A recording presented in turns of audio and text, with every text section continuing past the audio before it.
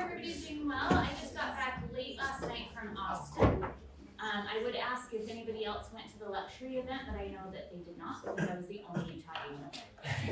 So it was a great event. I was there for 8 days. They held it in Austin.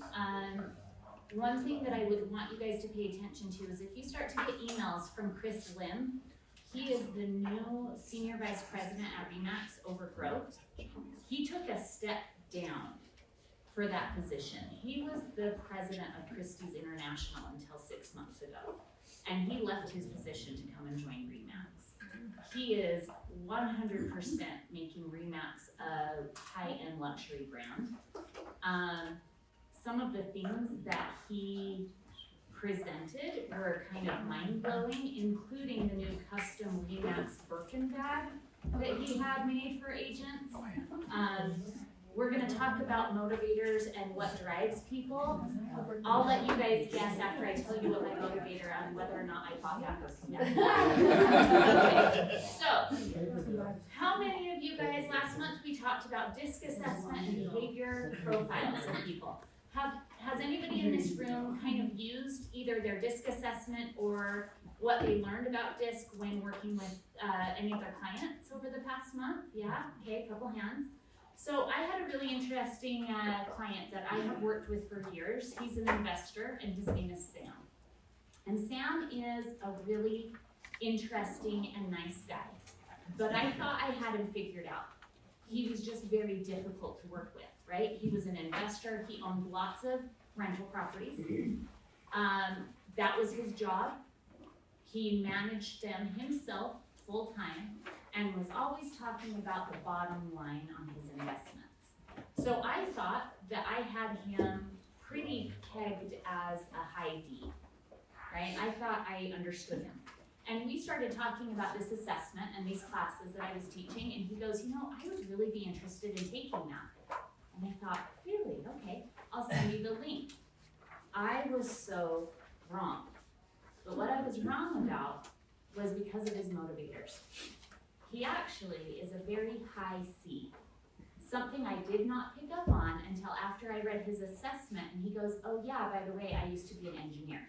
And I thought, oh, okay, so what his bottom line of financial conversations was actually not from his DISC, it was from his motivators.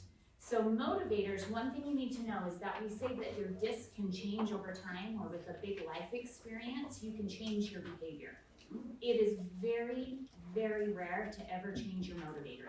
So usually people that have a motivator will keep that motivator throughout the rest of their life. So this is actually, to me, this is the why people do what they do. The DISC is how they communicate, this is why they do. So everybody has a motivator, everybody has something that drives them, and also the opposite, everybody has something that drives them nuts, right? The things they won't do. These are your motivators. I do want to start off with that there's no wrong or right motivator. There's going to be negative characteristics and positive characteristics associated with both. So I don't want any of you guys to think like, oh, I have this motivator, this, is negative. There's no such thing. Okay, so what you need to know about the motivators, and hopefully you guys have read through your assessments that you received last month, but the three motivators you want to pay attention to are the two highest. So the ones that come in the first and second ranking, and your lowest. Those are going to be the three scores that actually impact what drives you. And the first ones we're going to talk about are the aesthetic. So by a raise of hands, if you guys remember, if you have your report in front of you, who here has a high aesthetic as number one? I know there are some, so some of you are lying. Trying to get there. Okay, Amber is a high aesthetic. Anybody else? So this should be on about page 30. I would say somewhere between 28 to 32 of your assessment. 41 is on yours. Okay.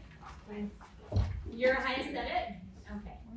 So your aesthetics, your main characteristics is that you have to have a work-life balance. You do not do well without balance. your environment and your surroundings also have a huge impact on your productivity and happiness.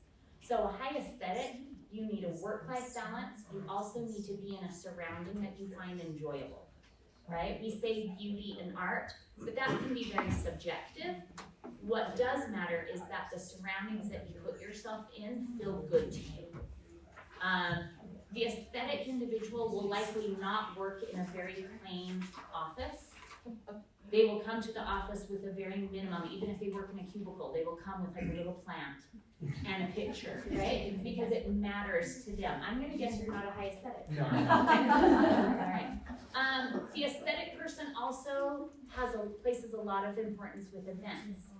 Jenny, are you a high aesthetic? I sure am. Okay, so I know that events are a big deal for you. It's one of the ways you feel connected to your clients, right? Is having events, but also attending events.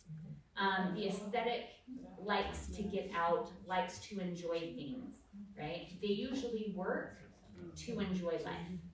That's the aesthetic. They take action by their beautiful surroundings. They like harmonious relationships. If there's lots of tension in a relationship, an aesthetic will usually try to back away. They will take themselves out of that equation rather than dealing with a lot of conflict. They value time with family and friends. You will see the aesthetic individual making their family and friends a huge priority in their life, and if they feel like their work is taking that away from them, they will push back on work. So they absolutely need some balance. Selling, if you have an aesthetic client, all right, you want to show them how purchasing or selling, whatever the action is that you want them to do, will allow them to have a greater work-life balance. So if you go into somebody's home and they have it decorated to the nines, right, and you ask them, like, oh, your house is so beautiful, did you decorate this yourself? And they're like, yes, like, I love to decorate. That's a cue that you probably are dealing with somebody that has a high aesthetic, one or two in their personality, right? So they're going to want that work-life balance. They're going to want beautiful surroundings. Don't try to get a high aesthetic to go from a very beautiful home to a less than beautiful home unless they're married to somebody with a different motivation and they are being promised that they can remodel. Because a high aesthetic will want to remodel. They like symmetry in homes. If they are probably people who will go in and see a light fixture that's kind of off balance over a mirror in a bathroom, and it will drive them nuts, right? They don't like those kinds of imperfections. They're the feng shui people. They are probably some feng shui people, but it's more of the beauty of it. And then they also like events. So if there's community events in a neighborhood that you're trying to sell them, let them know, like, hey, this is a great community. There's always fun things happening. You can be at home and you can walk to the coffee shop, right? It's going to be that work-life balance that they're looking for. When you guys think of somebody that embodies an aesthetic personality, who is somebody that you might think of?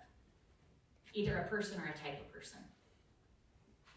Usually we think of artists, right? People who surround themselves with beauty, even though that beauty and your standard of beauty can vary greatly. So you can have aesthetic people who are very into street art or are more classical art, and they can still be a high aesthetic, right? It doesn't mean that they're all the same.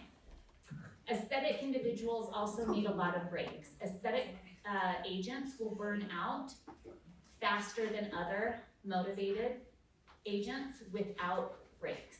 So a high aesthetic will need vacations. They will need a time of their day where they don't work. They will need breaks with friends, right? And it's what they need to function. So if you guys have high aesthetic agents that you work with or on your team or you, don't feel guilty about needing a break. It's literally what you need to be productive. Actually, can you tell my husband how many vacations I need? Yes, Yeah. because I also have to tell my husband, aesthetic is not my number one, but is my number It's two. my number 2. Yeah, so it is my number 2. So the social motivated agent. The social one is very selfless, they are kind, and they are loving. They will put other people's needs above their own. The social agent is often an agent that gets taken advantage of, so be careful, because there are some motivation types that will take advantage of the social agent. Social individuals are people that are usually volunteer heavy, right? They love others, their desire to help. If you've ever talked to an agent and said, why did you get into the business, right? My answer is usually money. Social's not super high on mine. My social is situational, which means I will happily help people if it resonates with me. But I'm not gonna just go out and volunteer for the sake of volunteering, where there are people that will do that. So, sorry, when you say originating fee, is that a polite way of saying there's something that It could be. It could also mean like I heard a story and it moved me so much that I went to volunteer, but without knowing that story, I may not have, right? So mine is situational, which means it's not low and it's not high, it just depends on the situation. Social people, how they take action, they're very trusting of others, that's how they can be taken advantage of. They will readily volunteer. So if you have somebody who is a high social on your team and you need them to go volunteer to do something, they will almost always say yes. They have a very hard time saying no when asked for help, right?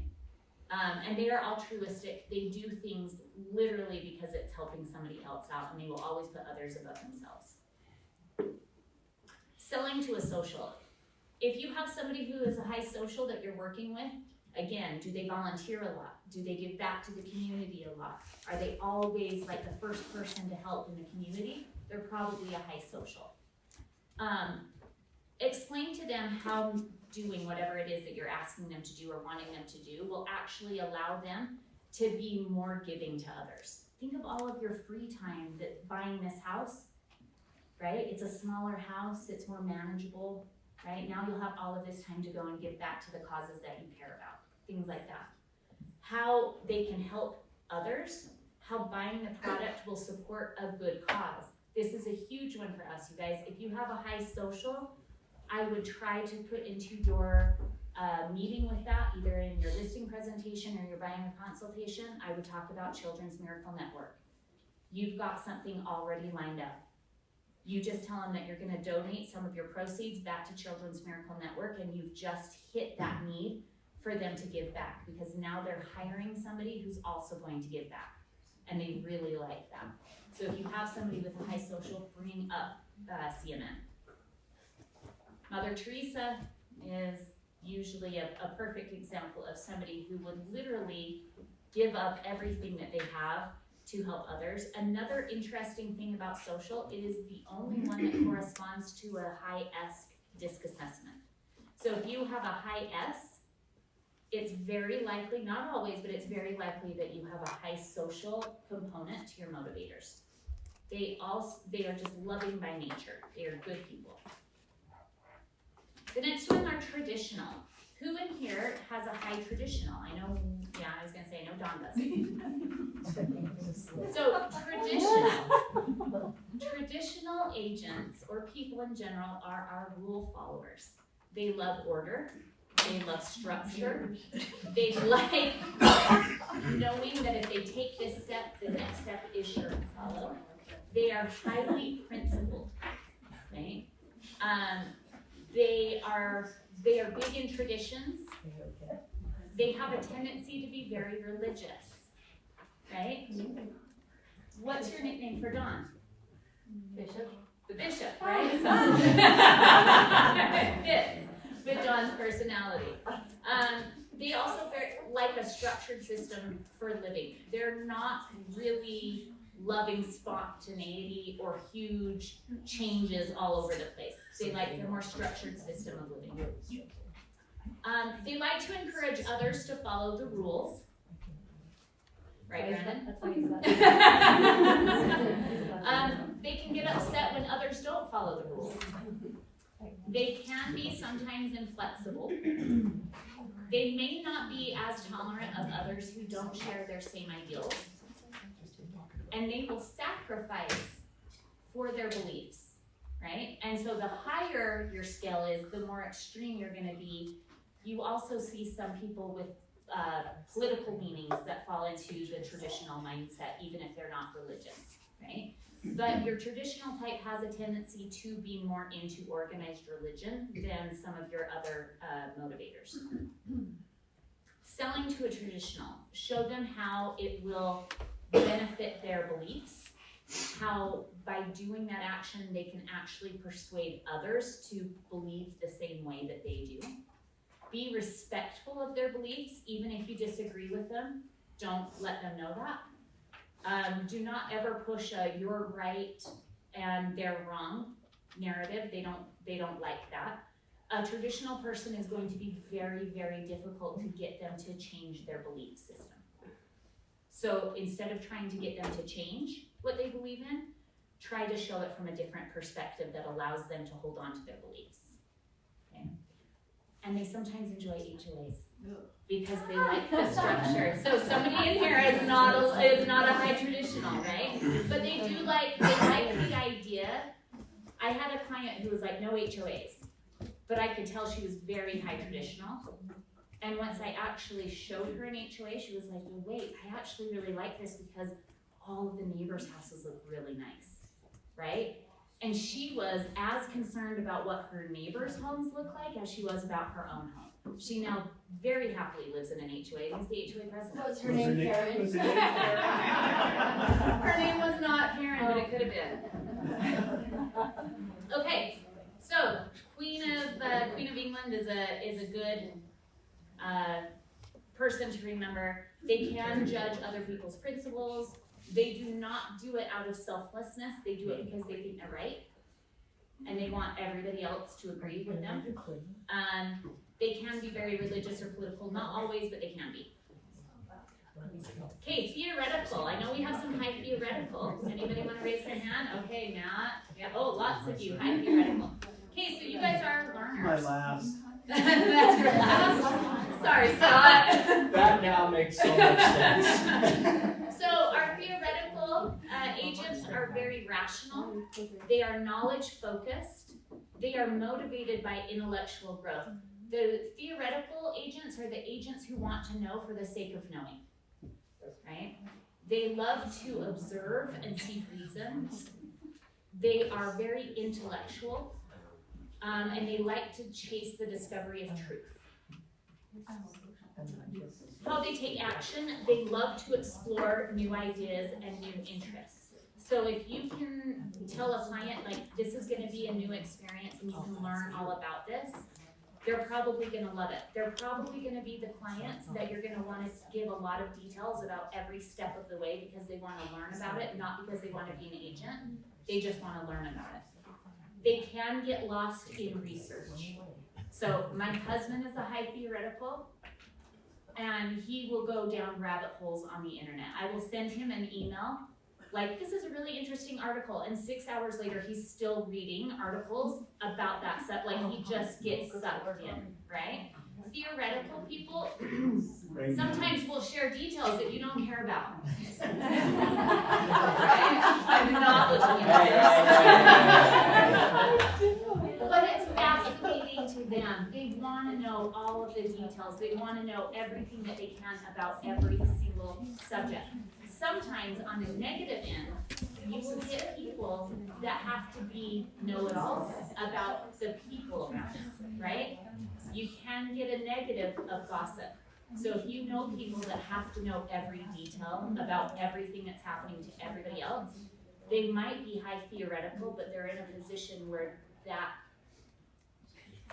itch is not being scratched for them, right? So they have a tendency to be readers, and they will almost always have bookshelves that have books on them that they have read, and they have a tendency to read at night before bed, right? This is true, okay? So selling to a theoretical, demonstrate that you have done their research because they will judge you if they don't feel like you've researched the topic at hand.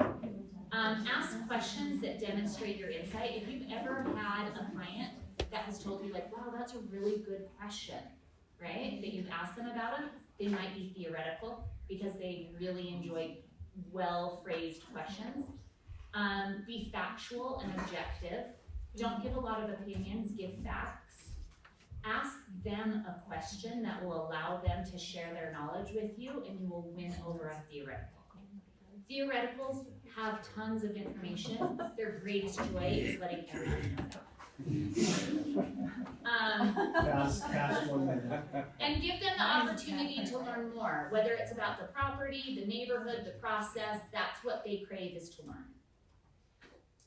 Okay, our friend Ben Franklin, a perfect example of somebody who learned for knowledge's sake. To keep them engaged, drop interesting facts, right? If you're at a lull in your conversation with your client, drop a trivia fact. They love that kind of stuff. Utilitarian, I know we have some high utilitarians in here, yeah, okay. These are our money people, right? They are pragmatic, they are useful, and they are very practical. They are very results oriented, and they enjoy the security of money, not necessarily to blow their money. They're not necessarily big spenders, although they can be, but they feel a lot more secure when they have money in their bank account over other motivation types. They are also very efficient with their resources, so they don't like to waste money, but they also don't like to waste time. They are the kind of people who will say time is money, and they believe that, right? So show them efficiencies. They also want to know that whatever they're buying is useful, okay? They desire financial wealth. They are always looking for a return on their investment. So if you have people that are talking about what the value of something is, right? They're going to be a high utilitarian. They like to be efficient with all things. They like to delegate when they think they can. So if they feel like they can trust you, they will give you more responsibility because you're taking items off of their plate, and they appreciate that. And they, like I said, they will dislike focusing on some details, but they will focus on the details of their financial investment or the time that it's gonna take them to do something. And again, they always wanna talk about the value of something. So always point out the ROI, show that the purchase is practical, right? These are not the dreamers. They're not gonna wanna talk about how you can decorate the house. Have you ever had clients walk into a house and they start talking about how they could decorate it? Okay, those are your aesthetics, right? They gave you a hint. If you have a client that walks into a house and says, oh, it's gonna take me this much time and this much money to make these changes, they're probably a high utilitarian. Okay? And yes, and you could have a high utilitarian and a high aesthetic, and then, I'm sorry, it's a weird mix, but you can. So utilitarian, Jeff Bezos, right? They are the opposite of social. So where social will put the needs of others in front of themselves, utilitarian would never do that. That's impractical, right? They firmly believe that you put the mask on yourself before helping others. That's utilitarian. That's what the airlines. It is what the airlines say. This is the only motivator, and not all utilitarian are as focused on money as others, but this is the only motivator that puts money as a top priority. The only other ones that do are aesthetic, only because it buys them the beautiful things they want, right? And the individualistic like money for something else, but we'll talk about that. Okay, individualistic. How many of you guys are high individualistic? Okay, yes. So this is my number one. Individualistics like to be in charge. They like to be the boss. They like to have responsibility. They also like influence and titles. So where our utilitarians are driven by money and being efficient, the individualistic will be more motivated by having a good title. They like to make the rules. They see rules that are enforced on them as mere suggestions, right? They will look for ways to work around the rules, not necessarily breaking them, but they will try to bend them. They want freedom above all else. So usually, the agents that are high I's, it's very common to say, why did you get into the business? And they will say, to make my own schedule, to be my own boss. Okay, those are the things that matter to a high individualistic. They like winning. They are really big at networking. They like when others refer to them. They will often seek leadership positions. They like awards and praise. Selling to an individualistic. Let them feel like they're in control of the conversation and the transaction. Let them believe that all of the good ideas are theirs, right? Let them, show them how the action or product that you want them to do will increase their status or image. Explain how that will bring them more freedom. Avoid HOAs. These are the opposite of traditional in terms of they really do not want anybody telling them what to do.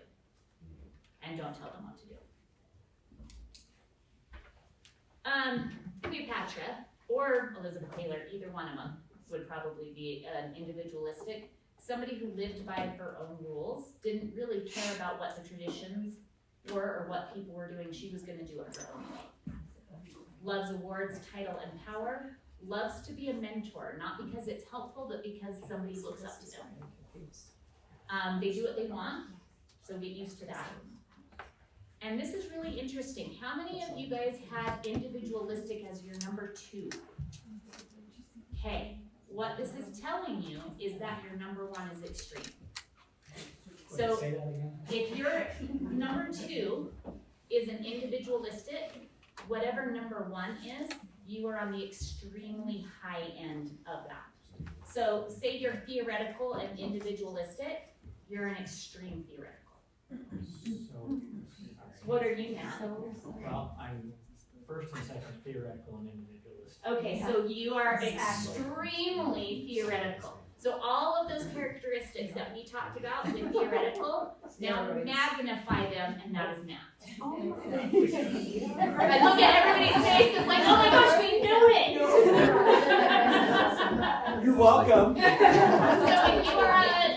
if you are number 1 is aesthetic, and your second is individualistic, that means you are extremely aesthetic. You need more brains. You need more beauty in your life. If you are a utilitarian with individualistic as your second, you're an extreme utilitarian, right? So this is the only one that by being in a certain position magnifies something else. What if it's your third? If it's your third, some people, how many had, so right Well, in next theory, to. what that This is not theoretical coming out. So there are a few people that have the first 3 are high. I was one of those. I have 3 highs, but I still focus on my first 2. So for me, my highest one was individualistic. That was my number 1. My second was aesthetic. The point difference between the 2 was only 2 points on. So they were really high. The third high one for me was utilitarian. So those are my high 3. My situational one was social. My low was theoretical, and my lowest was traditional. Okay. So you can have that, but you still want to really focus on the top 2 and the bottom 1. What if it doesn't register? Huh? Ask the mustache. Selling to an individualistic. Oh, we already did that one. Okay, so now. Actually, sorry, will you remind why the last one matters again? So that's where we're gonna go right now. So let's say you have a low aesthetic. That's your very lowest one. You do not care about art or decor. So if you have a client who doesn't care at all about the way something looks like, I have a listing right now. They seriously haven't painted, they haven't done a thing to their house since they bought it 25 years ago. They don't care. They don't care. When I go and show them new houses, they don't care what it looks like. They're super utilitarian. They're looking at the function of something. They, both husband and wife, have like 0 aesthetic motivators at all. Can I ask you a question? Sorry. I keep interrupting. No, So- you're fine. So I am that, right? A So low aesthetic. that's my lowest. Yeah. And yet, like, since using the example of our house, I mean, I make sure the landscaping is done to, to the nines and dialed in, and I'm the one that paints the house, and so how do I recognize that? Supporting value. You're supporting value, but also you have some D and C in your disc, right? Little bits of everything. Okay, so yeah, so that's why, remember, you're combining your disc with these motivators. Ah. So you're not getting, it's how you act, right? So why you're acting, is it because you want the beauty, or is it because you want people to think that you have the nicest yard in the neighborhood? I'm seeing Right? it. Is it because? My yard's better than I know yours. that answer. I know that answer. Is it because you love to pick out paint colors, or is it because you don't trust that somebody else is gonna do as good of a job? You know I And you are an efficient, you're not gonna pay somebody to do the work that you could do. I literally just painted the exterior of my house all stucco this summer, Because, because I wasn't gonna pay somebody to do that. okay, so that's why, it was not because Did you you use a were sprayer? excited about the paint color and what the trending color was. It was because you wanted an efficient use of your time. So do you have a higher utilitarian? Where's your utilitarian? My utilitarian is like. Middle, It's almost situational. the middle. Okay, so that's your situational. So your utilitarian is gonna come out at times where you think that you can do it. Right? You're not gonna be utilitarian if it's something that you don't think that you can do. Right. Okay. So low aesthetic, function over form or beauty, right? So like literally, if you have somebody who says they don't care about something in the way it looks, they could truly mean that. So even if you're high aesthetic, you have to realize that not everybody cares. Have you ever seen somebody in a professional setting and they come in and they're dressed in like sweats? My oldest son is. Right? Or they don't. No. But like a low aesthetic, they literally don't care about how they look. Right? I have a lot of investor clients that are very low aesthetic. They will literally show up in Whatever. whatever, like they don't care. Adam Sandler. Yes, Adam Sandler. Okay, low social. I always, whenever somebody tells me somebody who's low social, when I ran for the board, I actually called an agent, not with our office, a competing office, and I asked him to endorse me. And he goes, "You're running for the board? Did you lose a bet?" He literally could not fathom giving up some of his free time to do something like that. Like he literally thought I was joking when I called him and I said, "No, I'm running." It was I'll tell you who it was Joe Holden. With Bertrand. He literally could not fathom. He's like, "Ashley, why? That's such a waste of your time." Right? Like that's Joe. And luckily Joe and I have been friends forever, so he can say that to me. But he truly believes that. Not because he's not a good person. He's probably very high utilitarian, right? Okay, so low social, they're gonna be very critical when evaluating others' performances too. Low traditional. So who here has a low traditional as their lowest? Okay, me too. So this was almost non-existent for me, which is very common if you're high individualistic to be low traditional because they are at odds with each other. Low traditional, people can see us as the ends justify the means. Sometimes low traditional people can be seen as unethical, especially to people that are high traditional. Right, John? He's looking at me. Are you low traditional too? I'm very low traditional. It was almost non-existent for me. Right? Same. So Things are making So sense. the low traditional agents will be like, "Oh, we're supposed to use that form, but what if I use this form instead?" Right?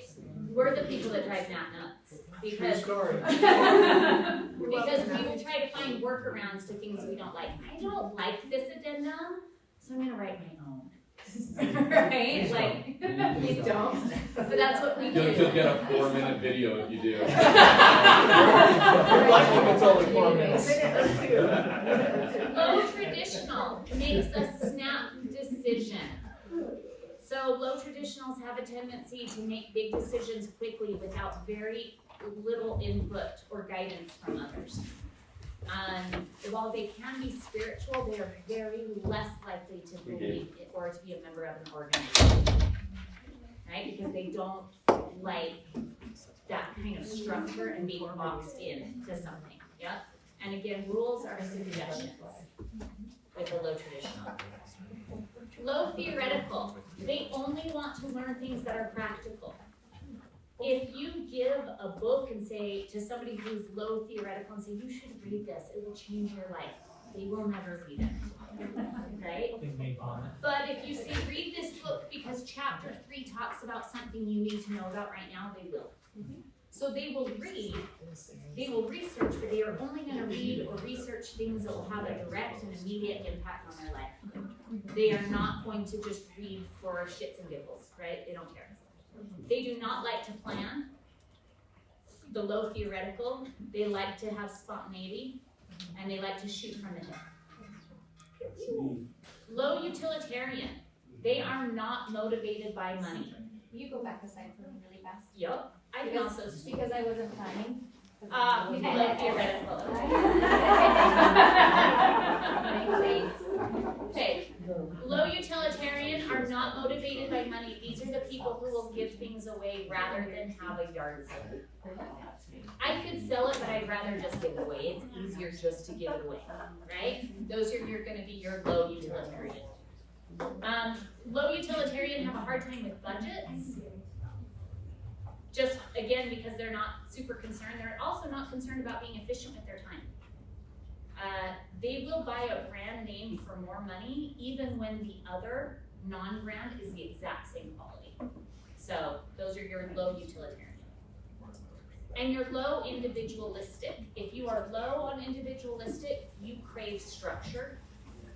You dislike being in front of others, and you typically, Jen, are you low individualistic? My lowest, yeah. Okay. You hate talking in public. You get easily embarrassed when recognized. Yeah. You love rules and order. Let's hear it for Jen.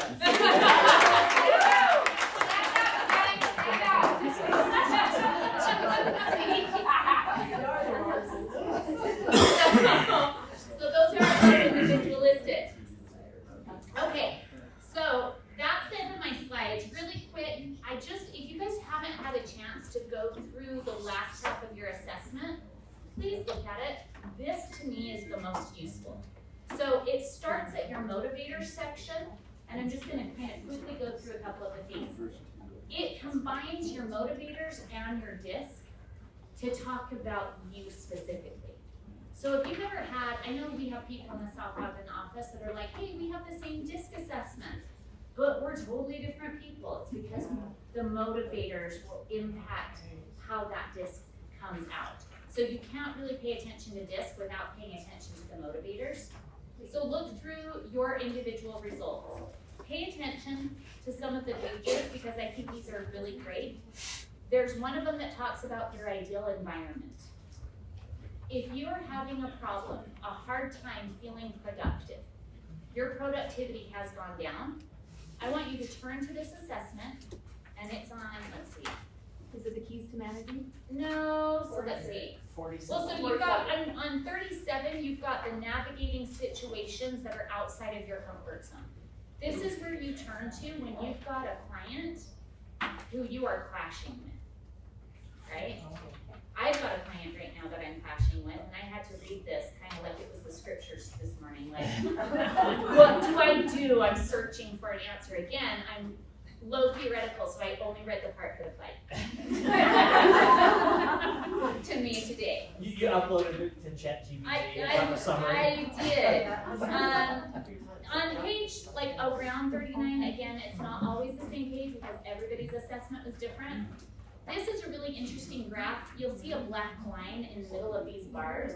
That black line is where the average respondent in the United States landed.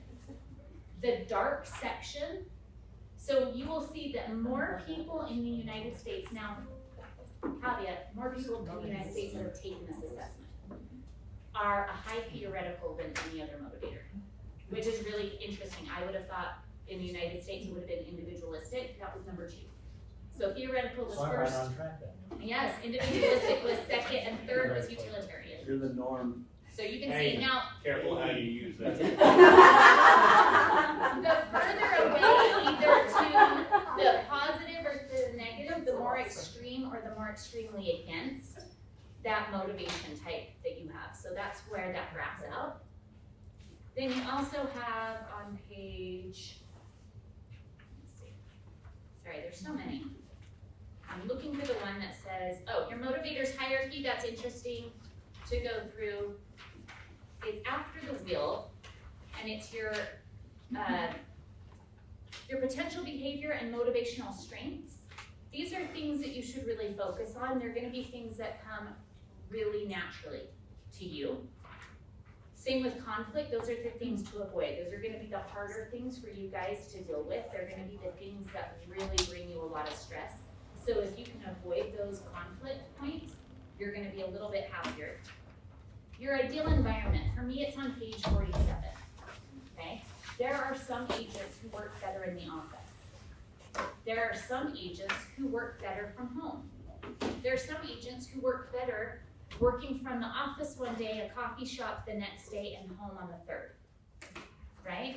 Right, so There's some probably, agents that work better in a different field. and some agents who work better in the super supportive, in case you didn't know where he landed on his motivation. heard that before. So you can look at your environment and say, my ideal environment is this, am I getting it currently? Is the office that I'm working in the best environment for me? Should I find a different office? Should I create a space at home where I can be alone? Do I need something different all the time? Then maybe I need. Then you just leave, right? Yeah, it's super easy. So, and then keys to motivating. Jared James has a big thing that he likes to say is that motivation is overrated and that we shouldn't wait for motivation. And while I like the sentiment of that, like he's just like, just go and do it and don't wait to be motivated. While I like the sentiment of that, the fact is that we all have something that motivates us. Every single person has something that would motivate them that day. So if you're feeling unmotivated, look at your list of motivators and be like, I need to get back on track. What motivates me? What goals should I be setting? Why am I setting a goal for more money when what I really want is more free time? Or why should I be making a goal for this beautiful house when the aesthetic isn't really what matters to me? So you can pay attention to what matters to you, not only to your clients and the people that you interact with, but yourself, and say, how can I use this knowledge about myself to become a better version and a more productive version? Because there's not any of us that have the exact same disc combined with the exact same motivator. Every single person who took these results got different results. We do not have two agents that had the same results. So all of us are different, right? But you can look at your strengths and be like, hey, some of these, the strength was they really don't want social interaction. Probably stop having client events. They're probably causing you a great amount of stress, right? And we have other agents that thrive off of events. Maybe make that a bigger part of your business structure, because you actually will enjoy it. You'll feel energized by having these interactions with your clients, and it might motivate you to do more. Okay, so that's everything. Hopefully that worked. Oh, quick note, because Matt brought it up and I was gonna talk about this anyway. If you guys are using your assessment results into chat, it's a great thing. You can actually copy your entire assessment and upload it into ChatGPT. I would definitely do the paid version, the $20 a month version. Don't do the free one, right? Pay a little bit. You're getting a good value for those of you who need that. Put it in. But one thing to remember is that chat is open source. So anything that you upload into chat will go into the system. So if you don't want people to know that your disc combined with your motivator is the perfect recipe of somebody who will work for free, because there is that. There is a combination, I'm not announcing what it is, but there is a combination that if you have that disc and that motivational, you could get a job offer that they say, we're not gonna pay you, but you're gonna have the following things, and that person would be tempted to take it, right? So if there's things in your assessment that you don't want people to know about you, just take out your name, right? And you can go back and delete it if you've already uploaded it. Probably no one's gonna be doing like high level depth research into you, it's probably not that big of a deal, but just do know that when you upload anything into chat, if you're putting sensitive information that you wouldn't want anybody to be able to research about you, just make sure you take out the name. Same like with your clients, if you're uploading, an inspection report into chat and asking them to summarize it because you're not one of the big readers, right? Maybe take out the address or the client's name. When you do the upload, can you just tell chat, I'm uploading this document, I want all personal references to me taken out? Says the theoretical. I don't know how effective that would be because you would have to upload it first. So yes, in terms of what it comes back with, it wouldn't summarize your name, but your information had to be added. Now you can go back and you can delete old chats. So if you have the paid version and you've put something in, you can go back in and delete it, or you can go in, and again, it's probably not that big of a deal, but RE/MAX does ask us if we're ever gonna upload something that is private, whether it's corporate information or something about one of your clients, you might just wanna subtract before you hit enter. Just go back and delete any personal information, just so that nothing gets uploaded. And again, right now, it's probably not that big of a deal. It's more of like, in the future, will people be able to go back and search what did anything that Ashley Wolf was put into chat come back with? So I have gone back and deleted all of my IRS files and my complaints about the IRS and everything that I've done there, so they never come back again. Okay, Jen, On a positive note, yes.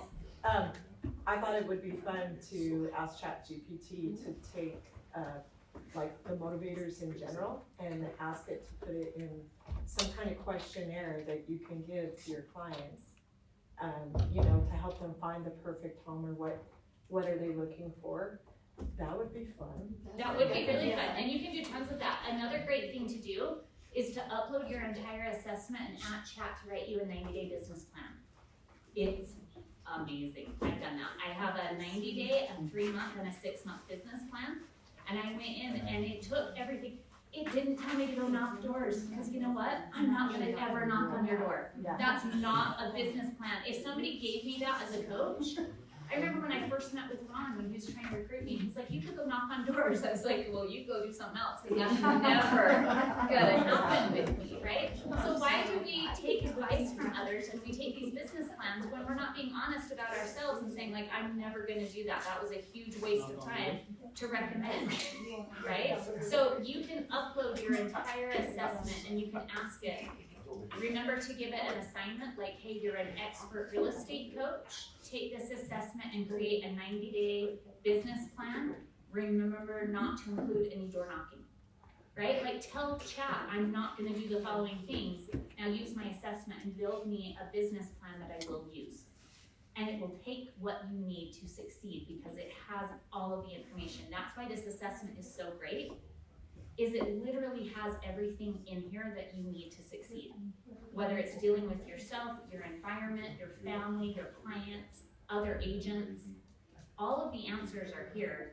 It's just a lot of information because this assessment is so big. But absolutely use chat, yeah. Can we watch the last class you did? Yeah, you know what, I don't know if we recorded it or not. I think we did that. If, I'll get the recording, but if not, I'll, at a minimum, I'll send Jen the slides I was gonna ask. for both. So you can have the slides for the disc and the slides for the motivators, and then you can combine them.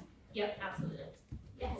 So, kind of a practical question, you know, there's so much good information in these assessments, and I love the fact that we have the behavioral, which is like, you know, turbo on it, right? Just from a pragmatic standpoint, because there's so much information there, maybe hard to live, it's kind of like fire hose information, what would you recommend as far as like review or action steps, right? So if, I'm thinking of this like, just any level of knowledge we have in our industry and the things that we do, you gotta refresh your mind occasionally. Other than telling everybody to just go read it top to bottom once a quarter. No, at the most basic, I would say to understand yourself. I would say to read the sections that talk about you. So if social, like for me, was situational, don't worry about reading up on social because it's not gonna impact you negatively or positively a lot. Like if you're not high theoretical and you don't wanna memorize your entire report, just skip to the sections that matter to you. So again, with motivators, if you only worry about the 3 that impact you, your top 2 and your bottom 1, you're gonna know so much more about yourself than you did before you started. You don't need to worry about applying it to everybody you know, and I would always say take a baby step. Get to know you, which is why we broke it up when we did DISC the month of September and motivators the month of October, is so that we weren't fire hosing you with all of this information. Just pick something up and work on one thing at a time. So if your environment is like, oh, I don't feel energized in my work environment, maybe skip to that section and see one thing that you could change about making your environment one you're gonna be more productive with. Oh, and I did say at the very beginning, there is one combination of DISC and motivator that you have a very hard time holding on to your money. If you are a high I DISC and you are an aesthetic I'm out of here. individualistic. No, if you're a high I and then you're a high individualistic and aesthetic, that combination, you have a hard time with budgets. So I have a hard yes, time with a lot of things. I did buy the Birkin bag, and the psychologist who looked at my assessment, it Now I know why. took him all of 2 seconds to say, do you and your husband have separate bank accounts? And I said, yes. And he goes, for the sake of your marriage, keep it that way. He goes, your husband, on his assessment, would go insane if he saw the amount of money you spend on things. And I've already shared that my husband thinks I get discount coupon codes for everything that I buy, right? Like daily, I told my husband, oh, it's 50% off. Do you know how much I save? Yeah. It's not 50% off. I can talk with my wife. Yeah, I am one of those people that Chris Lim literally looked at me and he goes, you don't have the Birkin bag, do you? And I was like, no, do I need it? He said, yes. I said, okay. That's how much of a sell it was for me to buy that. So, I hope you guys enjoyed this. I will give you guys the slides to Jen. She'll send them out to the other office managers and then you guys can get them from there. So if you have any questions, let me know. But keep playing around with this. Think about how you can utilize this information with chat, whether it's business plans, whether it's client questionnaires, whether it's help me plan a client appreciation event based off of my assessment. What's something I'm actually going to enjoy doing? Any of those questions and chat will feed your assessment so you don't have to keep uploading it over and over and over again. But if you're concerned about people having too much insight into you, just take out your name. Also, for those of you who will call me, because I know some of you will, Rob has not taken the assessment yet, so I don't know any of his workarounds. We'll get that taken care of. Because I've had lots of people ask me about Matt. Okay, what's Matt's behavior and motivation? I have to call him and I need to know how to talk to him. So I don't know Rob's yet.